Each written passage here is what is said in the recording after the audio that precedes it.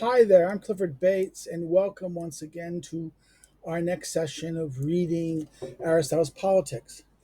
And we're going to be today looking at chapter 11 of book 2. Yesterday we you saw it yesterday, previous episode, we looked at chapter 10, which was the Cretians regime. We're doing, in the previous, before that, we looked at the Sparta. So we're looking at the regimes that are best, they're actual regimes of the time that were people reputedly to be best run, good, good regimes. And so far, Aristotle has been critical of them. Okay, now we get and both of those the other regime, the Lacedaemonian, which is a Peloponnesian Greek. The Cretians are again Greek. Now today we're going to be the Carthaginians, and this is not the Greek. This is a foreign. This is the Carthage was a colony of the Phoenicians. They're not Greek people. They're uh, Semitic people, and that the Phoenician Empire. This was a colony of the Phoenicians that survived. They actually lasted longer than the Phoenicians did as a power, and they became a great power, a mercenary power. And this became the place where Hannibal waged war with England. And I'm going to say Rome, England, Rome. Sorry. So let's talk about the Carthaginians. Okay, start chapter 11. The Carthaginians are also held to govern themselves in a way that is fine or beautiful, kalos, and in many respects, respects extraordinarily compared to others. In other words, they are held to be this, and in many respects, extraordinarily compared to others. But in a certain respect, they are particularly similar to the Spartans. Now, this is here, and almost nothing is known of the political arrangements of early Carthage except for the information Aristotle provides here. So we don't, this is, very little is known about the Carthaginians, and that's probably because when the Romans wiped them out, all knowledge of them was wiped out too. So therefore, don't get defeated by the Romans. um, For these three regimes, the Cretians, the Spartans, and thirdly, that of the Carthaginians, are very close to one another in a sense, and that they, and at the same time, very different from one another. So they're very similar and yet very not similar. They're both, some ways they share some things in common, and other ways they are different. Okay. Many of their arrangements are finely handled. So that he notices where he was more when the Spartan in the Spartan one he's not at all he doesn't really sing their praises, very condemning, and the Cretans he's little less critical. Here he seems to be more generous here. Okay, that they in other words that that and many of their arrangements are finely handled. So there is it the Carthaginians or all three. Okay, if you look at the account of Sparta, it's not much, and then even slightly more praise in here. Therefore, this is many of their arrangements. So almost none were praised in Sparta. A handful are praised in. Some of them, and even some of the defects which are better. In other words, some things turn out better not because of the virtue of what is done or the character of what is done, but because of some external factor that doesn't allow that negative thing that's negative in a spot that to have effect, to have negative effect in Crete. So now his many of their arrangements are beautifully. So there may be the Carthaginians, not all three. It is a sign of a well organized regime if the people voluntarily acquiesce in the arrangement of that regime. In other words, if the people, it's if a people voluntary. This is a very important thing. The amount of voluntary, if the people agree, consent. This is the doctrine of consent. Isn't this is the concept of consent? If the people voluntarily acquiesce in the arrangement of the regime, and if there has never been factional conflict worth mentioning, or a tyrant, because tyrants usually arise because of factional conflict. So therefore, the three if the people won, they voluntarily quit the regime. Well, this is the sign. This is a sign. The people, there's no need to coercion. Two, that there's not really much factional conflict, and three, that there was never a tyrant. No need for a tyrant. And a tyrant usually means excessive rule, excessive authority, usually coercive. Right. Next, the common messes of their clubs are similar to that of the friends' messes of the Spartan regime, and their office of the 104 and the 4 to the overseers. So therefore, this is a similar things. Therefore, the friends' messes are like the Spartan regime, and the offices of the 400 are to the overseers, and the 100 and the 4 to the overseers. And it is by no means worse. The latter are drawn from average persons, but they elect the former on the basis of desert. So therefore, the 100 are on the average basis, but the 4 are based on desert. The kings and the Senate are comparable to the kings and the Senate here. So the kings and the Senate are, so therefore this is the 4 and the 100, and remember the 4, this is like the overseers, but they're the 4 and the 100. So okay, the average person, but they elect the former. They elect the okay. No. It is by no means worse.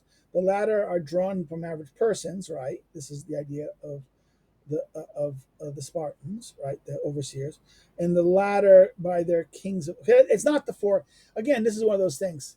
The 4 and the 100 are not two different things; they're one. So the office of the 4 of the 100 and the 4 are to the overseers, right? That's and the overseers are the ephoi, right? And the ephoi are drawn from the average people, right? That was the thing. It thinks everyone can do this, and there's not.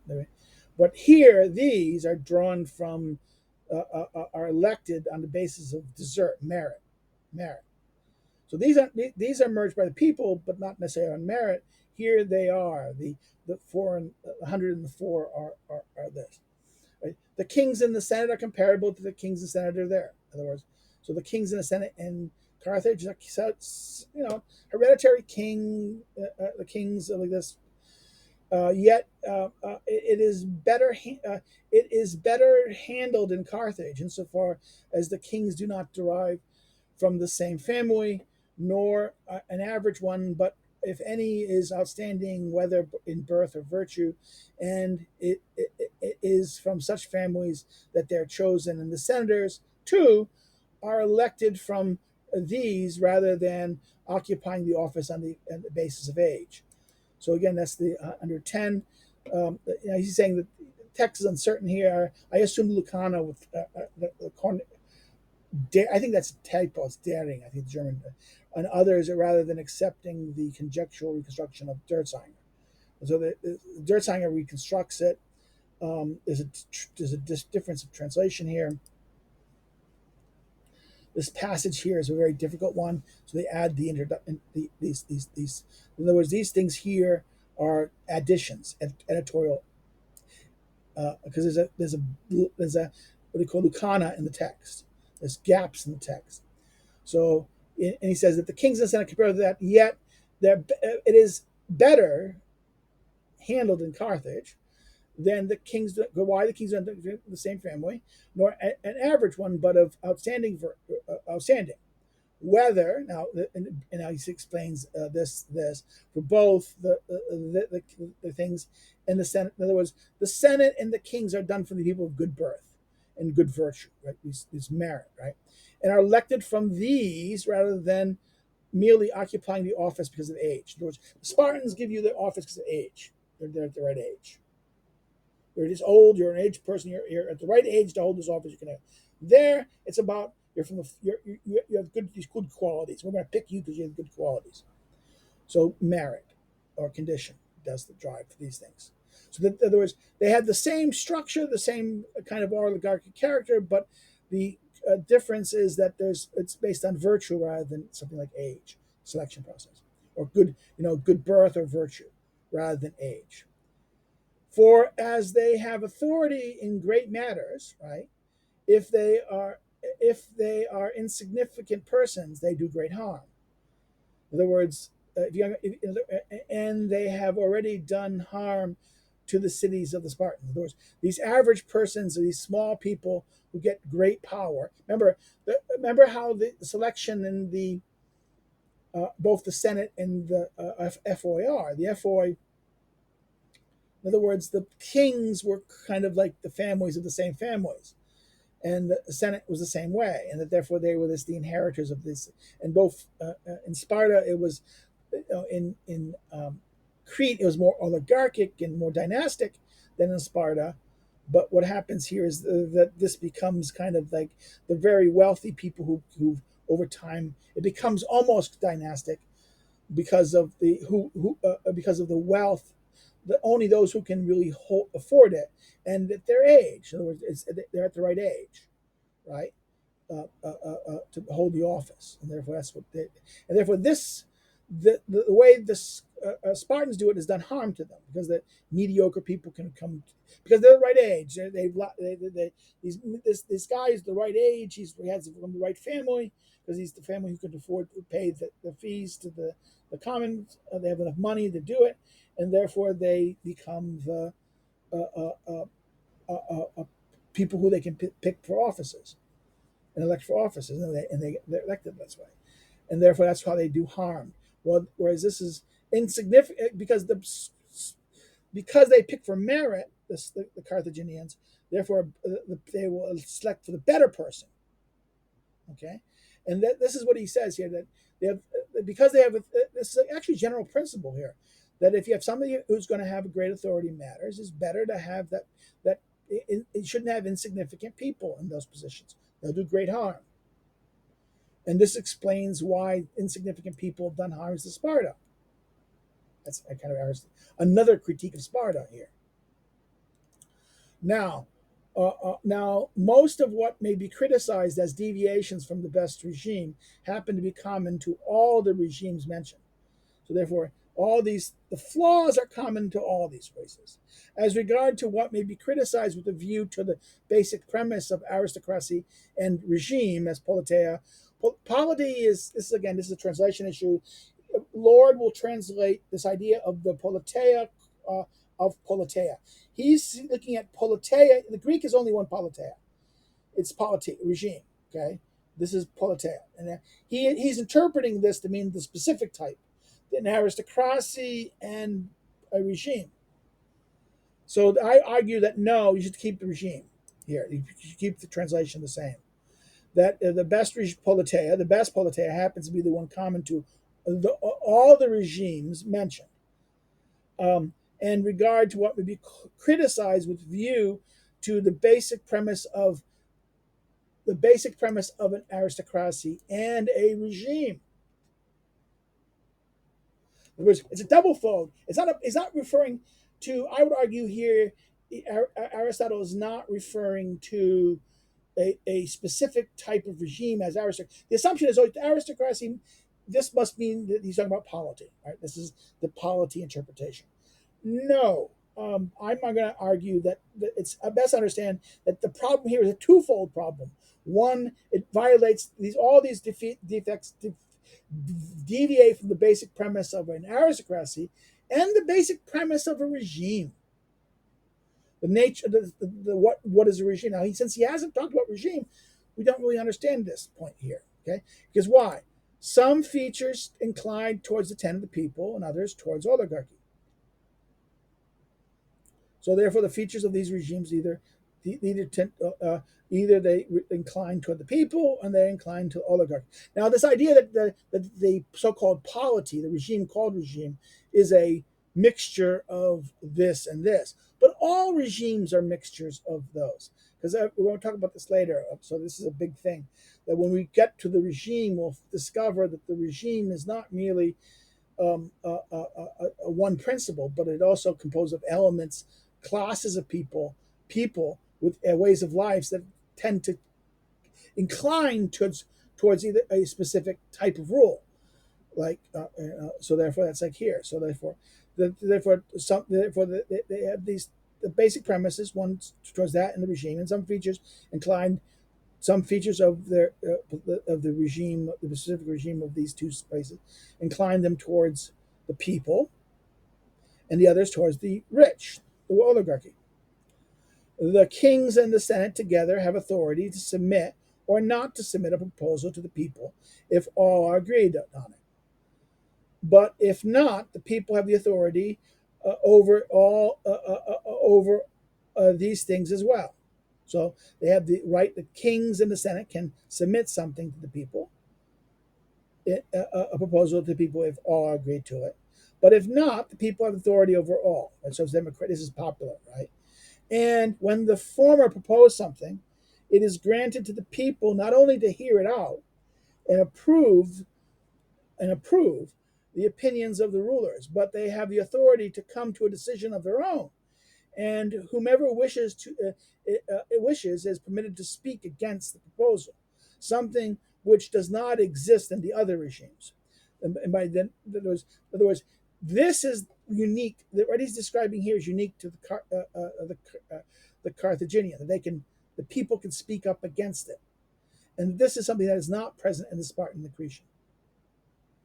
In other words, the Senate and the office holders and the very rich of the Spartans and the dynasties of this make it very difficult for the people as a whole to speak up against that, right?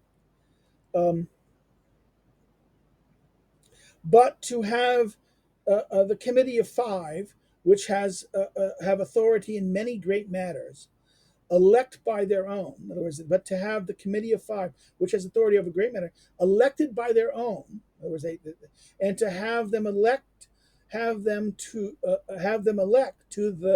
the greatest office, the 104, and further to have them rule for a longer period than the others, for they rule in effect even after they have left office, and even before they enter it. All of this is oligarchy. So it has the fact that these guys elect this guys elect these guys. Then, in other words, let's go look at that. That's a really awkward. In other words, that the Committee of the Five which have authority of a lot of matters, elected by their own. So therefore, these people who elected the Five elect themselves. To have them elect these people to elect the greatest office, the 104, and further to have them rule for a longer period than the other offices that these other ones. Therefore, those five, they're even though they're no longer the five, they still are the pool of people. The original five, these people and their former holder officers and their former ones, they become like the pool by which they then elect the next the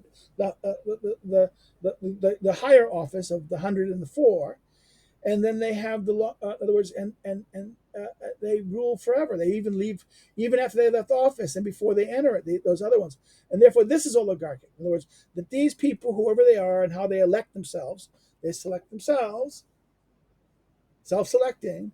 This is oligarchic. On the other hand, that officials are unpaid and are not chosen by lot must be regarded as aristocratic. In other words, by lot means democratic, and they're unpaid, therefore they're not paid. So this is democratic. The idea of some people, you pay people and they're a lot. This is aristocratic. Only the wealthy, oligarchic as well. But this is aristocratic in idea. They're not paid. They get no money, and that they're not chosen by lot. They're chosen because of they're chosen for their qualities, their excellent qualities, right? As well as other things of this sort. And also having all cases tried by board and not the same by other bodies as in Sparta. Now this is the 12, he says, or this is the translation of this line, or all cases tried by all official bodies, arche, by the official bodies, arche, that all of all cases tried by all official bodies, the arche, and not by some, and some by others, eleus hippe alone, as it's sometimes understood. In other words, but it is difficult to see how the arrangement could be aristocratic unless a distinction is being drawn between trials selected by boards and trials by larger bodies, such as a Senate or popular assembly. The Spartan assembly appears to have functioned as a court, at least uh, in cases involving disputed royal accession. So, therefore, this makes sense that this is about that these bodies select this. There's a board. The board selects these, judges or the judges of this. In other words, the trials selected by the boards of the best ones, right? And then trials by larger bodies such as Senate and popular assemblies. Now, the assembly appeared to deal with royal succession. Now, I need a water. My throat is drying up. So pardon.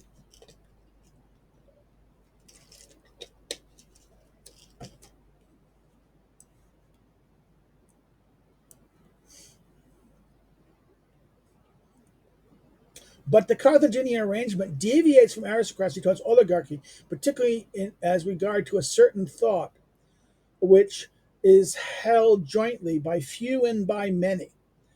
In other words, this is let's get number 13.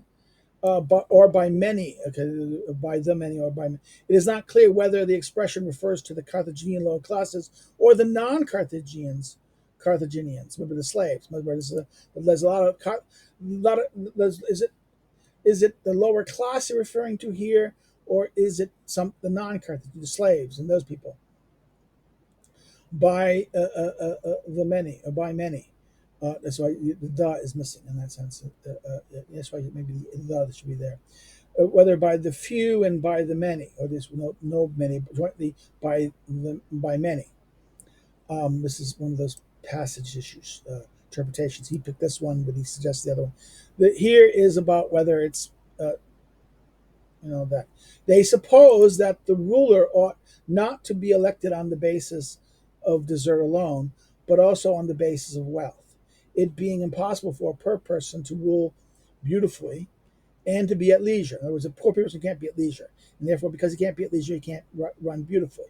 Only those who have wealth should be able to hold office. This is kind of oligarchic in that sense, right? In other words, it says it determines what wealth becomes the determination of being able to be. Wealth provides the time for leisure. In other words, impossible for a poor person to rule finely, beautifully, cologne, and to be at leisure. In other words, you can't run finely and be at leisure. It's not that you can be a good leader, but you're never gonna have leisure to do it. If you're poor, you're gonna have to always work hard and raise money so that you can avoid being poor. That might interfere with your ability to rule fine. You might be able to rule fine, but your need to get the leisure or the money to allow you to have leisure is going to probably interfere with your ability to rule well. Okay, that's the problem. It's that you don't have the time. You have the means and time to do it. It's a question of means to do it. Leisure means that you have the means of having leisure. If you don't have the means to leisure, you have to work to get that leisure, or to get other people to give you the money so you can have the means to do that. That creates a problem, right? And this leads to on the rule being ekalos, not good, or non-beautiful, opposite of beautiful, or not fine, beautiful, noble, or ignoble, or ugly, right? If therefore election on the basis of wealth is oligarchic, and election in accordance with virtue aristocratic, the arrangement by which the Carthaginians and others have organized matters pertaining to the regime would be of the third sort. In other words, a mix. In other words, if it's a kind of middle ground position between it's both somewhat oligarchic because it's based on wealth, but it's also based on excellence and character, virtue, right? But it's a kind of a third sort, right? Because they look to both of these things when they elect, particularly in the case of the greatest offices, kings and generals, the strategoi, right?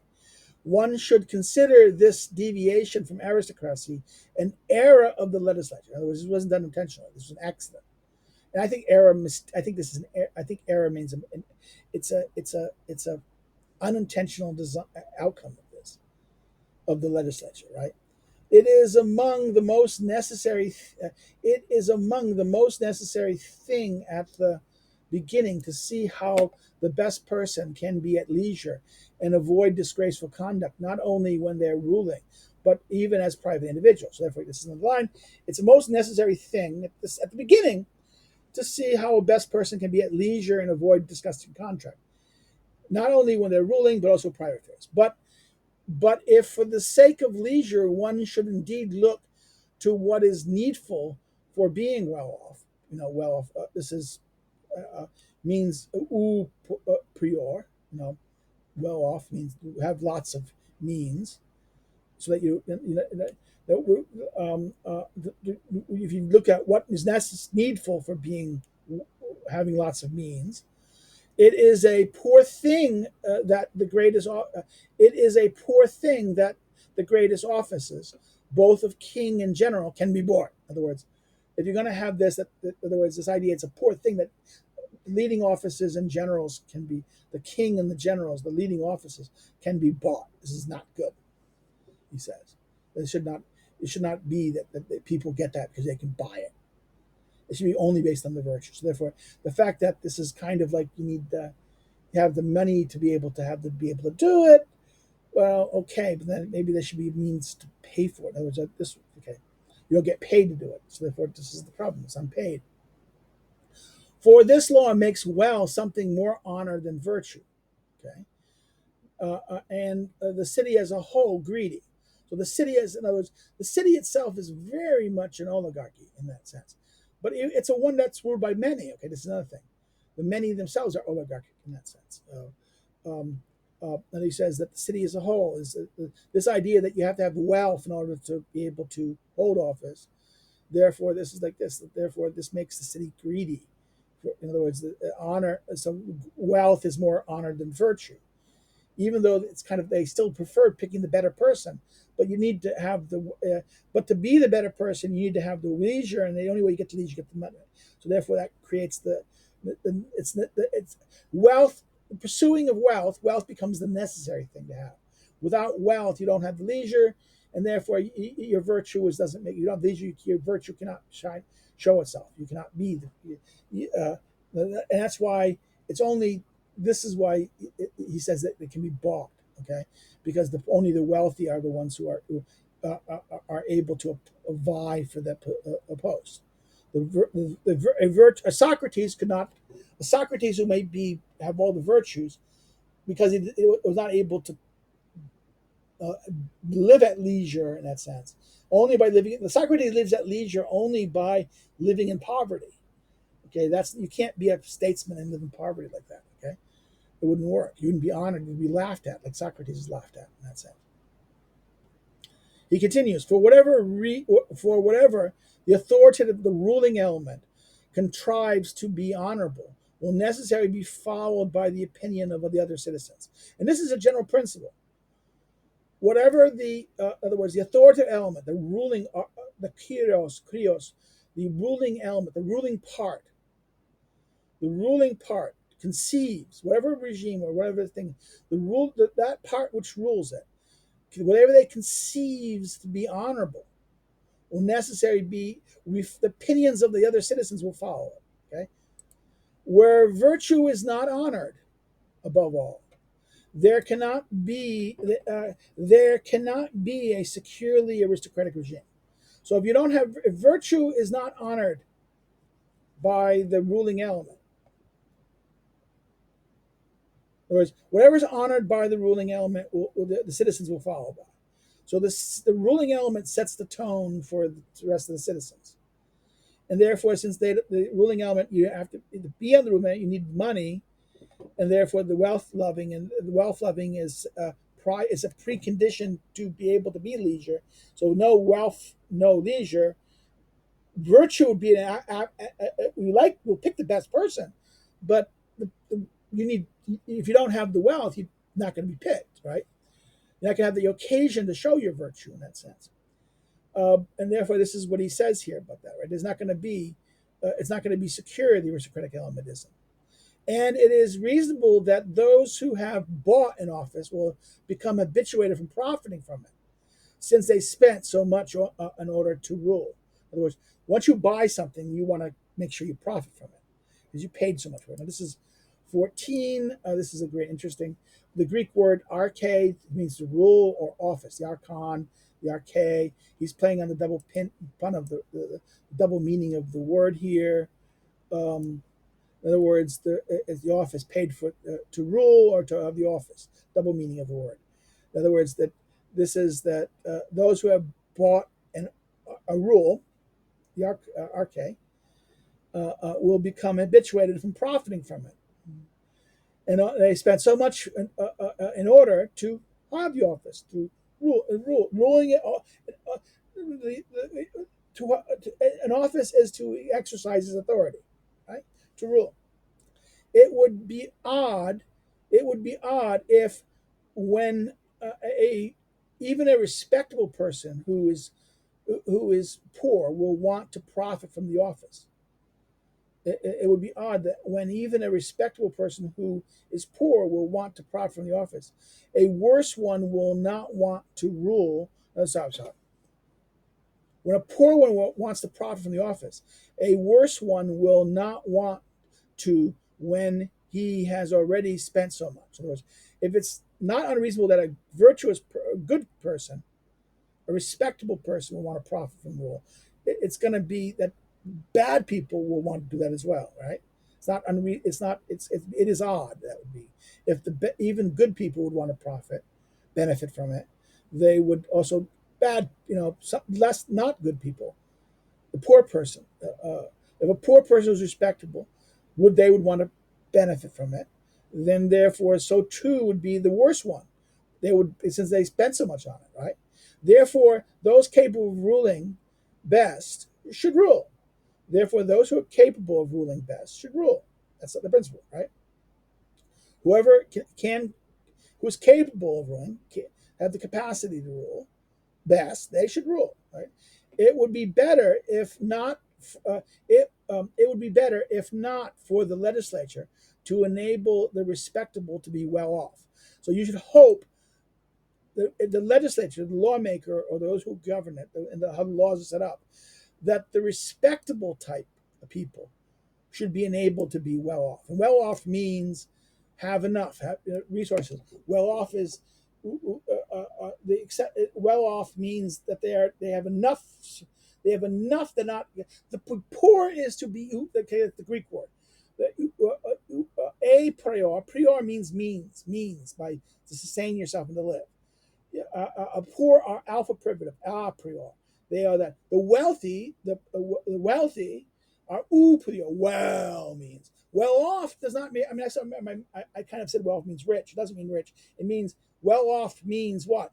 That you have enough. You have enough. You don't need anything. You're not in need of anything. To be well off does not mean to be rich.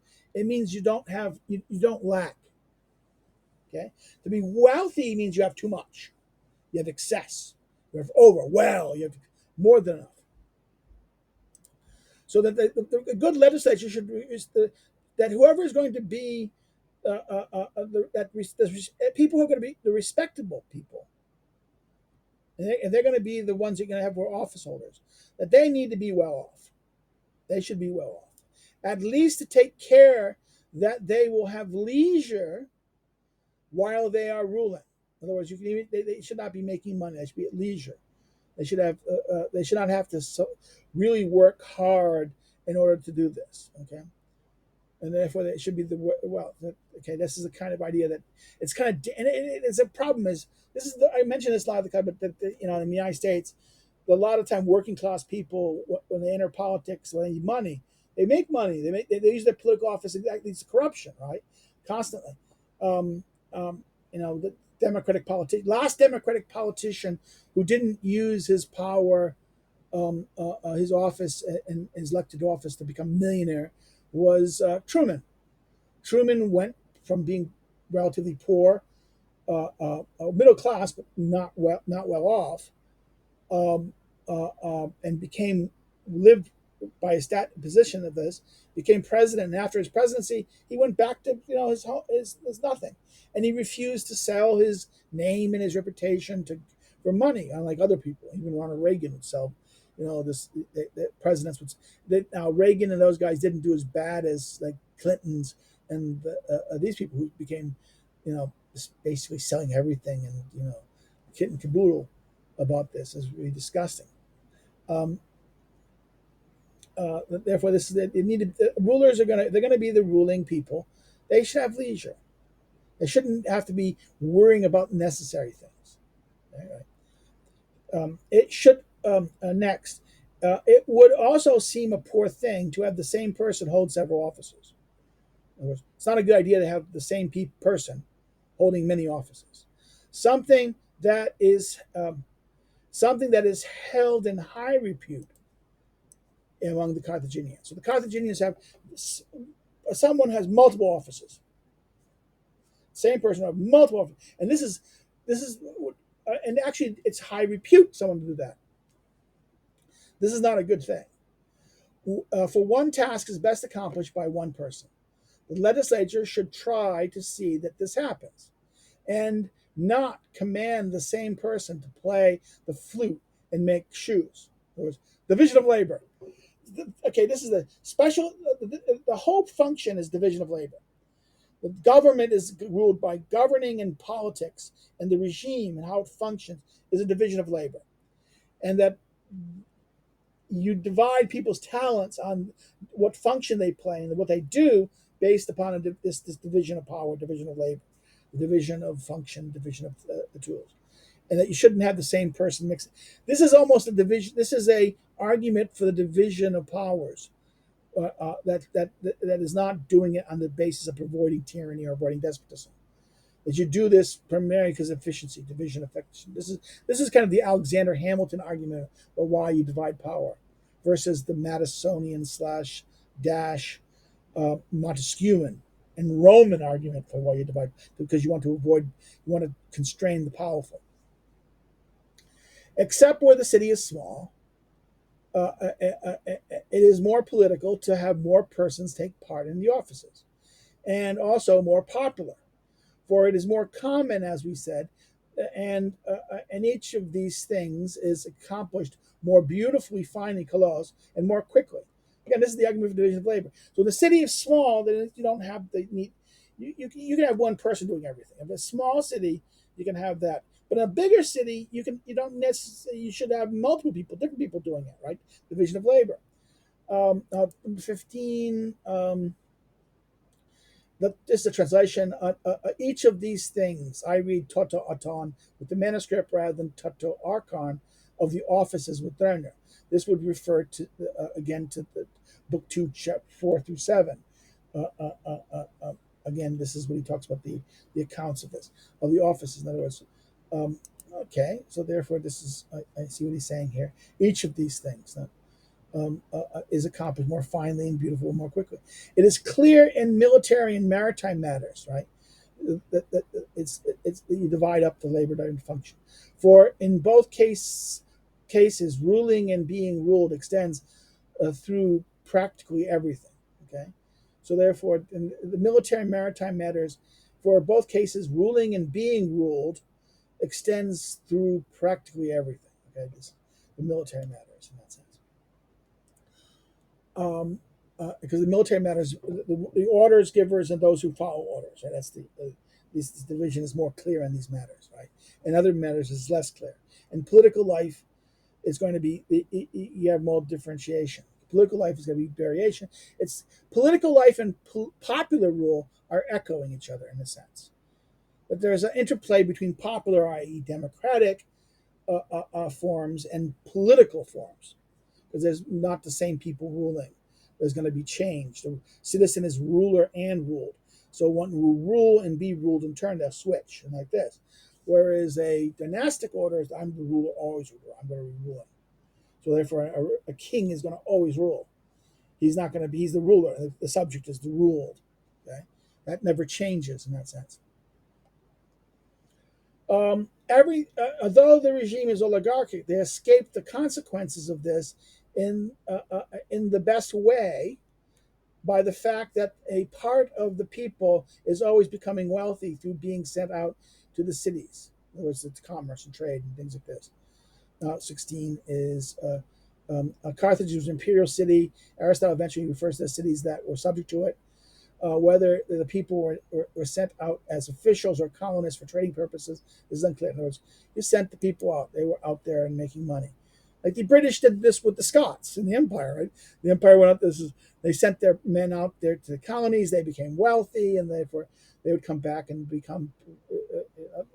This is the idea for these things. They would as accomplish more finely, beautifully, and more quickly. Sorry, that's sorry. I went backwards. Sorry, I skipped. This is 169. I saw the number. I apologize. They sent out to the cities. For doing this, they heal all the ills of the regime and make it lasting. In other words, England's oligarchy could solve itself by sending it an empire. In other words, once you had the empire, you could always send the ambitious people out in the empire and not have contentious politics at home. The Spanish did the same thing. The Spanish used their empire to deal with the contentious and ambitious type. They would throw them out to conquer things, and therefore they would not be fighting with the authority here.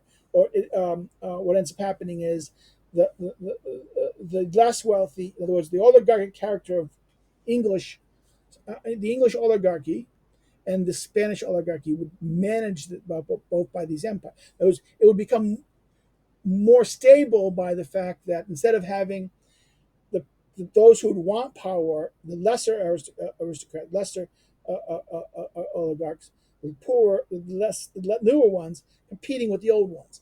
This what they do is they send them out here, and then they become wealthy enough, and they come back. They're able to fit in and join in, and actually the old class needs their money, so therefore they integrate them into the system, right? So, in other words, it heals their ills by doing this. They're sending them out. So, if they didn't send them out, they didn't have the empire. In other words, this kind of city that it has here, if it didn't have an empire, it wouldn't survive because there would be factional conflict, right? Which is, by the way, the Cretan problem, right? They had factional conflict among the dynasts. Here, that this is not having this, right? But this is really the work of chance. In other words, this is chance. Whereas they ought to be free of factional conflict through the legislature.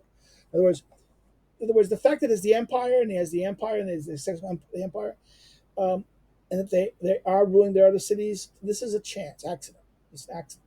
This is not intent. In other words, they have this problem of the way they select their officers and the oligarchic system, the oligarchic character of it, that they only are able because their people are able to make money. The second that the people are not allowed to able to make money out there, then the system becomes over. That's the bad of Britain, isn't it? Once you couldn't benefit from the empire anymore, and the British people couldn't benefit from the empire anymore, the system broke down, right? And then that led to the problem of the people wanting more control and overthrow. Now, that's a classic problem of this. As it is, should some mischance occur and the multitude of the ruled revolt, there is no medicine that will restore quiet through the laws. The laws cannot restore the chaos. If there's some accident happens and you can't keep on, the ruled cannot become wealthy anymore, and they resent the situation, right? And as a revolt of the ruled, the slaves, by the ruled is the poor citizens, but also poor Carthage, but also the poor subject peoples. There is no medicine, there's no means to restore quiet through the laws. The laws, the institutional laws, the laws that are being talked about here, there's no means to do this. It's accident that they're making money. As long as, and this is some people that argue about America, as long as the working classes were able to make money, the class conflict in America was not going to be a big thing. But now that's gone, class conflict is going to be a big thing. You can see that in that sense. This then is the way matters stand concerning the regime of the Spartans, the Cretians, and that of the Carthaginians, which are justly held in high repute. And now, it sounds like he's saying all three are held in high, but I suspect this is a very the regimes of these three, and which are the which here may refer to all three or only the Carth. I think the all three are held in high repute, but his argument is that the Carthaginians are better because of accident, and they have some problems. They do a lot of things well. They have a lot of good things, but they have still defects, and their defects only don't take the effect of happening. Again, like the Cretians, the defect of the Cretan regime happens because there's no outsiders take advantage of them. So likewise, there's their empire gives them. In other words, they have no empire, but they have no foreigners doing it. Here, they have very much. They have an empire. They control that, and they're able to have their poor citizens and their subjects become rich, and therefore everyone becomes rich. Everyone is oligarchic in here. The oligarchs are many, and therefore, even though they're not, and this is very interesting. In other words, there's not the dynastic problem of oligarchy that's in the Cretan case is very bad. The Spartan case is slightly better. It's more democratic in the Spartan case. With that, but this Cretan case is more dynastically oligarchic than the Spartan, but the Carthaginians are better. So this is shocking. The Carthaginians, the Barbaros, the barbarians, the non-Greek. First of all, he's giving one of the three, one third of the examples he gives. He gives a barbarian. Of the three finally administered regimes, it's a barbarian regime, not a Greek regime. Second, the barbarian regime is the one that thing. And of the things, we know that Kyrgyz is the lawgiver of the Spartans. Minos is held. We have a known historical creature as the lawgiver in the Spartan case, and that's the least best of the regimes. A mythical candidate, the mythical person of Minos is the Cretan lawgiver. There's no known lawgiver in Carthage. No one knows what the lawgiver is. And everything is by accident here. Accident, chance. This is the unknown. I've argued that the Carthaginian regime happened out of chance, and that evolving kind of like an accidental legislation or spontaneous order. In other words, a colony that inherited certain institutions and certain things. We don't have an understanding of the early history of the part. We don't really have. Aristotle does not give us an account of the Phoenician regime and the Phoenicians, and we don't really know much about the Phoenicians other than that they were commercial people. Therefore, their commercial character is transferred into the Carthaginians. Their commercial character and their imperial character will lead them to take some aspects of certain things. Maybe their contact with brought some institutions. Maybe they adopted institutions. We don't know. This is not at all discussed. The origins of Carthage. There's even knowledge of recognition of who the lawgiver is, and this is how we end the discussion of the actual regimes. And therefore, we're going to stop here. This is a good time to stop. We're at the end of the chapter, and I think this is a good time to do this. If you liked it, any questions or comments, please put them on below. If I see them, I will give you a respond. If you liked what you've seen, like it. If you didn't like it, like this. If you don't like it, give me criticisms. Say it. If you please subscribe if you're not subscribed already. Forward this message. Share this with on your social media and your friends. Get word of mouth. Maybe you can encourage a friend who might show them that, encourage them to subscribe. If you wish to help, you can follow me on social media below. If you want to help me participate to build this up some more and do more things, you can do so by being a Patreon or a Subscribe Star thing. I understand people don't like doing that. I understand why.